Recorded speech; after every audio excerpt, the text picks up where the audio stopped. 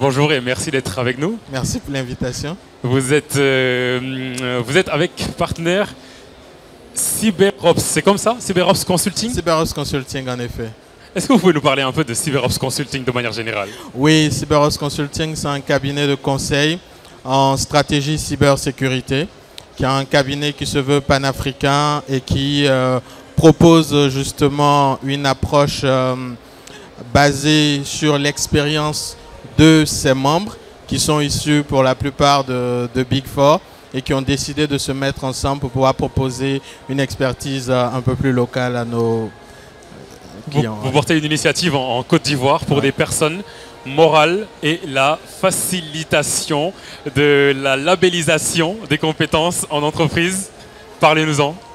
D'accord. Alors, cette initiative, c'est l'Alliance Cyber Côte d'Ivoire qui regroupe les acteurs de la cybersécurité de l'écosystème ivoirien dans l'optique justement de nous permettre de pouvoir fédérer le marché local, pouvoir labelliser les compétences et les expertises de nos différents membres, mais aussi de contribuer à la levée de fonds pour le financement des activités de ces acteurs-là, et enfin mettre en place un campus cyber qui nous permettra de faire de la recherche et avancer sur nos problématiques. Et justement, quel regard vous portez sur la nécessité, on va dire, de l'implication des pouvoirs publics et la création de plus en plus de collaboration? Alors, il est indéniable que les pouvoirs publics aujourd'hui font le nécessaire, en tout cas à leur niveau, mais il est important aussi de remarquer que les attaques vont beaucoup plus vite que la législation. Donc, il est important de pouvoir soutenir des initiatives comme celle dont je parlais tout à l'heure qui permettent au secteur privé d'apporter son expertise au secteur public, mais aussi que le secteur public puisse nous garantir une certaine participation au marché public, de sorte à pouvoir former et créer des champions locaux et que ceux-ci puissent valablement défendre les intérêts de la nation. C'est la deuxième fois au cours de cette journée qu'on me parle de ce terme des champions locaux. Oui, c'est important. Quoi exactement ce terme, les champions locaux? C'est important. Ce sont des entreprises locales justement qui émergent et qui sont capables de porter le flambeau de leurs différents pays d'origine ou bien d'impacter justement toute l'Afrique en ayant de l'expertise du capital qui est local.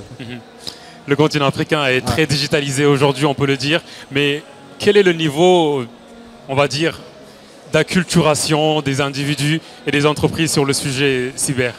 Alors, la digitalisation, elle est rapide, certes, mais on a encore une certaine fragilité en matière d'acculturation au niveau cyber et c'est vraiment important que déjà les dirigeants, que ce soit au niveau politique comme au niveau privé, puissent prendre conscience de l'importance stratégique de la cyber et donc qu'ils soient ces catalyseurs-là, ces leviers sur lesquels on pourra s'appuyer pour rendre une Afrique ou avoir une Afrique beaucoup plus résiliente d'un point de vue de la cybersécurité.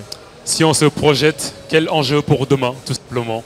Alors l'enjeu, ça sera pour moi la résilience et la souveraineté numérique parce qu'on met beaucoup de moyens aujourd'hui pour être au top, mais il faut avouer que beaucoup de dépendances existent encore, que ce soit au niveau de l'expertise comme au niveau des infrastructures techniques.